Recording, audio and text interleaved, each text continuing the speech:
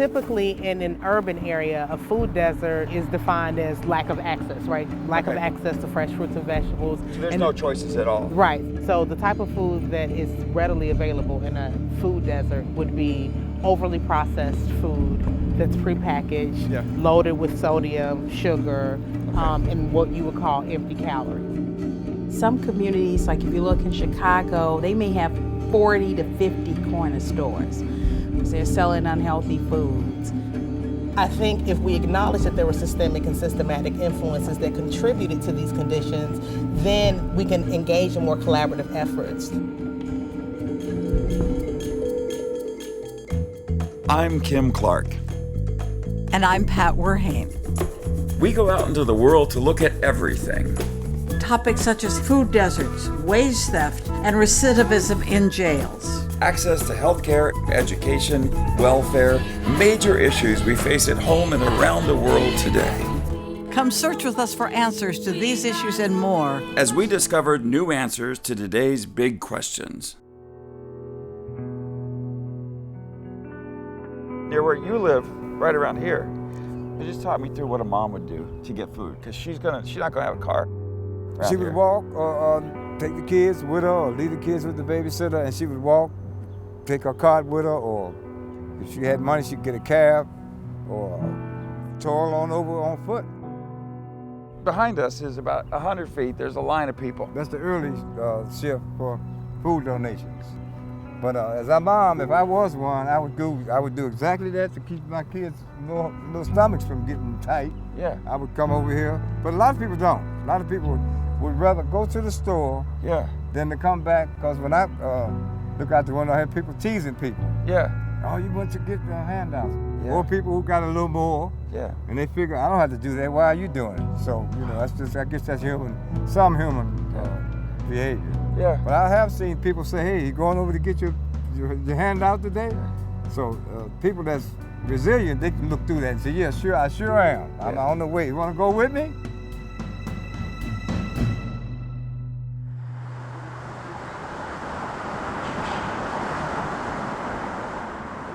Well, you grew up in this neighborhood. I grew up right in this area. Like within right down the 300 street yards there. of us, Yeah, I did. And trying to get real vegetables, trying to get your mom trying to get food in the house was an all-day thing. Yeah, it was an all-day thing, especially at the point where when we did not have transportation. So there's a family of 7. Yeah. So my parents and 5 kids. And early on in our lives, we were on welfare. So this meant that you didn't shop week to week for groceries. You shopped for the entire month. So imagine being without, you get your government subsidy or assistance on a month-to-month basis, not bi-weekly, not weekly. And my mom did have some sense of what it was like to prepare a nutritional meal. Yeah. Okay? And so, but in terms of convenience, if we needed something really quickly or ran out of something, you can see around us, there's nowhere to go but the 200 Cut Rate Liquor store there, which is not exactly a bastion of fresh fruit and produce. How many times do you think you've been to the 200 grocery Oh store? my God, so many times. Hundreds. But there is a difference between a person like myself who lived in a family where we went there only if we needed something quickly, as opposed to people who shopped there. Typically in an urban area, a food desert generally is defined as lack of access, right? Lack of access to fresh fruits and vegetables. So there's no choices at all. Right, so it's kind of a subjective definition. Yeah. So the type of food that is readily available in a food desert would be overly processed food that's prepackaged, loaded with sodium, sugar, and what you would call empty calories, right? So calories that give you kind of a quick high or a quick sugar fix, but a very quick letdown. The stuff that I eat. The stuff that you eat on a day-to-day basis. I think what's important to note about food deserts is it's not just about the lack of access to a supermarket, but it's the variable of poverty coupled with that lack of access. So there's a real connection. Absolutely, because for example, if you have a lack of access and you are basically limited to using convenience stores, gas stations, or local mini marts as your main or primary source of groceries, those products are typically higher priced. But it does. It costs more to eat well than it does to eat crummy food. But I think the key is you can look at large fast food chains, but you can also look at kind of the local greasy spoon shops that can provide a gyro sandwich or Polish sausage or hamburger. And if you're thinking of someone, typically a single mother who's having to feed her children and allow those dollars to stretch, then that's going to go a lot further buying those quick, easily accessible foods as opposed to traveling a longer distance to a supermarket and spending more on groceries. There's certain places in Chicago that might lack access not only to a grocery store, but they also may not have farmers markets, they may not have community gardens. So if you think about a sort of holistic approach to accessing food, there's certain areas in Chicago, primarily located on the south and west side, that lack access to a variety or diversity of food outlets. And why is that important? Why, I mean, can't we just all go have fast food? Isn't that all right? Well, or canned food? Or several studies have shown that environment is linked to individual outcomes. So when you look at what's available, do you have access to fresh, healthy food? Do you have access to different types of resources? Most people have looked at it more from a health services standpoint, but probably in the last decade, many people have thought about this idea that you don't only need health care in your neighborhood, but you also need access to healthy food, places to be physically active, places that are safe. So studies show that environment contributes to poor outcomes. So people have found that a lack of access or healthy food access is linked to poor dietary quality, obesity, diabetes that are associated with nutrition. Well, but a lot of people, I mean, I take the bus every day, and if I need food, I just stop off and go to the store and get food. And I can get whatever I want. So what is wrong with my description of that?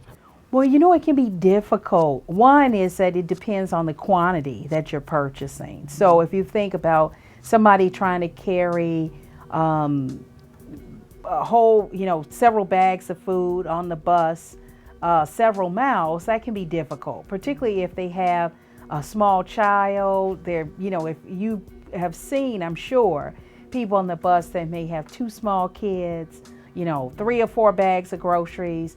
So people in that situation may be more likely to get certain types of foods. I mean, it's kind of basic when you think if you had to lug, several pounds of apples home, you might think, well, let me get something that's a little different. Sometimes those same communities that lack access have other problems. It's a layering. So when you think about an issue, or you think about it from a justice or equity perspective, sometimes that lack of economic development, because stores bring jobs, they bring other stores, they bring some vitality to communities, they bring businesses where people can donate to sports teams and all of those things that a business brings. Even if it's a food-related business, it's not only thinking about, do people have access to a fruit or a vegetable? It's sort of a holistic perspective of community development. Your family was on food stamps and welfare. Yeah. And out of the 5 kids, how many of them ended up with college degrees? All of us went to college. All of you. And 3 of us have degrees beyond a bachelor's degree. People come into my office and they say, where's your diploma that shows where you got your PhD? Yeah. And I said, my whole perspective is for my mom is that, it's not your degree. She said, we earned these degrees. We put you guys through college out of the hood. And so my mom has a wall in her family room of all of our degrees. And our degrees cover her wall. That's hilarious. But I think what's interesting to point out and know is, I grew up in this area, grew up in poverty for the first part of my life at least, But it's an interesting commentary on what the role of food stamps and welfare is designed to be. The minute we were able to get on our feet and sustain ourselves, we eliminated ourselves from that pool. Because you didn't want the burden. It's not intended to be a generational system of poverty and entitlements, but instead it's designed to be something that's temporary.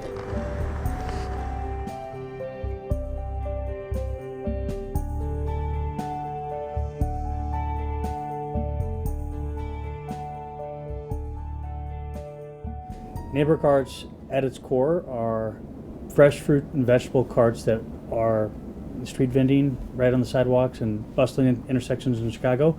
Half of them are located in food deserts in Chicago on the south and west side, and then the other half are located in throughout Chicagoland proper. And it's a platform for selling healthy product in communities. It's also a platform to empower men and women who have barriers to employment, and we see it also as a platform that's an asset for any neighborhood that we're in. We have right now 2 carts in Little Village, and we see sales there are just as strong as they are in our other neighborhoods. All right, so we're going shopping for a family of 4 on a reasonable budget. In my world, I don't have a coffee bar, and there's no espresso involved in my world. And traditionally in nutrition, we always had this perspective that if people wanted to do better, they would just do better, you know. And really, I don't think we give people enough credit, because I know when I was in college and I was on a restricted income, and you had to figure out what you were going to put together for a meal. People that have a limited income, they may be making these trade-offs consistently. And they know that. And And that's what makes me sad. People know what they're doing. It isn't they don't Right, know. exactly. They just don't know what to do about it. And I think this has been the perspective. Oh, if we just gave them more nutrition education, or we did we just taught them how to cook. So some of it can be rather simplistic. Like if you look in Chicago, they may have 40 to 50 corner stores. They're selling unhealthy foods that can be really detrimental to the health of the residents that live in that community. So I went in to see if I could feed a family for 4 for under $20. I got bread, ramen noodles, chili, fruit cocktail. Can't beat that. And there wasn't even a banana. There was some milk, but that looked too expensive. And so I got enough for my family of 4 for $17 and something. But there wasn't a healthy bit in it. Maybe the chili might have been somewhat healthy. And and as we know, because we're both women who work, that it's hard to come home at night and then think about making dinner. Exactly. I mean, we're tired, right? And so everybody is. And so people aren't making these great homemade, I spend all day cooking at meals anymore, even if they have access. So I think that's another. Or high income. And Yeah, marketers know that. I mean, Yes. how many times have people gone to the Whole Foods and you see the number of people at the Whole Foods bar, Yes. hot bar? Whole Foods has had several Whole Foods in Chicago, but this is really their showcase. And so I usually come to this Whole Foods because I can find anything I need. Look at everything we can buy. Oh my gosh. Look at these vegetables and fruits. I can't wait to buy dinner tonight. So we're gonna get skirt steaks because not only are they relatively inexpensive, but we love them. Studies show that the same communities that lack access are also the same communities that are being marketed to when it comes to unhealthy food. All right, $4.29, thank you. Can I add 2 orders of fries on there? So we've got 4 bacon cheeseburgers, junior ones, because I don't like the big ones. Can kids eat that? 4 small Frosties, medium Diet Coke. I got 2 broccoli and cheese potatoes, because you can cut them in half for kids, and I would. And then an apple pecan salad. $26. So $26, and that would be close to feeding 4 people, I think. Okay. Do one of you want to get the, I'm right. Yeah, so what are we at? 80, 81. When I talk about Whole Foods, looking like, oh my gosh, it's such a privilege, but I recognize it as a privilege. You can't do nutrition education, and studies show this, and you can't do cooking if people don't have resources to purchase the foods that are recommended by the dietary guidelines. If they don't have access, if they don't have income, if they don't have availability, if the prices aren't right. Your link card or food stamps that you receive for food, you can't buy other items other than foods. What fast food restaurants now are lobbying, petitioning, and say, include us in that list or that group of stores that are allowed to accept link and have it count towards providing food and nutrition to families. It's ridiculous. Because moms are everywhere will get stuck with the idea that I can cook, Absolutely. or we can go to any one of 500 chains. And speaking as a mother of 2 small children, it is definitely easier to whip out a can of ravioli or buy the children McDonald's as opposed to preparing a nutritionally balanced meal. And so imagine an individual that doesn't have the benefit of having another partner to parent the children, and even if they have that person, not having the resources to make choices. So financial resources as a choice is removed from that variable because of poverty, and now you're having the locations or the access to supermarket posing another barrier. Meals on Wheels, the food program, every Monday they bring the boxed and packaged food. It helps me financially. It helps me, and it's not great seasoned food, but it's convenient. And something now I'm dependent on it now. They require my income statement from Social Security, rent, how much rent do I pay? It balances all out where I qualify to get once a week Meals on Wheels delivery. See what you haven't paid. Mr. Lee? Yes, sir. Here, look here, Mr. Lee. All right, boss. I appreciate that. No problem. That's one box. This is what's going on. Got carrots, frozen bananas, pound cake, frozen chicken or steak. I'm pretty much content what it is. If I go to Walgreens or CVS or 7-Eleven, I'm not gonna get nothing but potato chips, cakes, pop, but they bring me enough to know I need vegetables. Broccoli, which I don't like, but now I know I gotta eat it because the doctor told me with the conditions I got in my age, you can put some vegetables in there. And the fruit. Many food assistance programs are modifying the way they do things to really meet the, so WIC launched in 2009 a new food package to be more consistent with the dietary guidelines.